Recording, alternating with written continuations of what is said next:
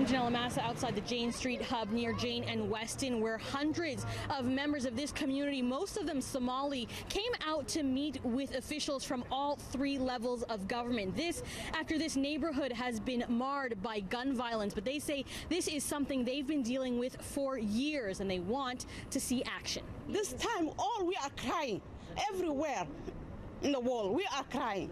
So we need to help as community where we live. Not help only the lip, inside help. We need that. We didn't bring for these things in back home. No, and we didn't teach for our children for to kill for somebody. But where they can get it for these guns?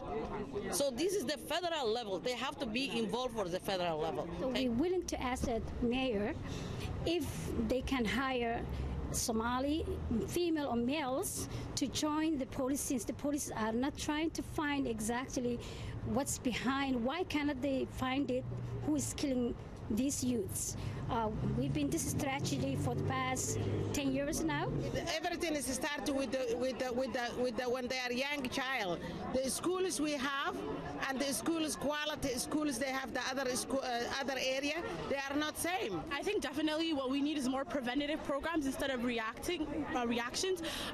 Having more after school programs in schools, community-based programs where the youth are involved, where the youth are kept busy. More than 400 people attended the meeting organized by Federal Immigration Minister Ahmed Hussen. He also serves as MP for York South-Weston. The cameras weren't allowed to stay inside once the meeting got underway. That's when residents got to address politicians, including Mayor John Tory and Mark Holland, the parliamentary secretary for the Minister of Public Safety.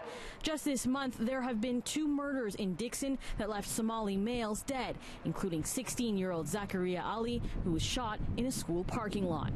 I heard from people in a community that are feeling unbelievable pain, and when you look at the fact that a significant number of the people who have lost their lives to gun violence in Toronto this year are Somali, you know that there's more that we can do. So I heard some very useful suggestions, which I'm going to take back in terms of better liaison with the police and with the city, more programs for kids and families, but we've got to do more.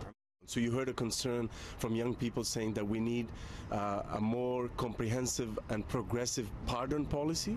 So that is something we're moving on, and you're going to see federally legislation that will make it easier for people to obtain pardons so that they can move on with their lives and be reintegrated into their community. We're moving on addressing the real challenge with respect to mandatory minimum sentences that were brought down by Stephen Harper. Those mandatory minimum sentences have done damage to our community. Some of the other things residents also want to see are better protection for the families of witnesses and more mental health services for the families of victims. Now, Mayor Tory says he's committed to meeting with this community again in as soon as 3 months to see what kind of progress has been made and what more needs to be done down the line. Near Jane and Weston, Janelle Massa, City News.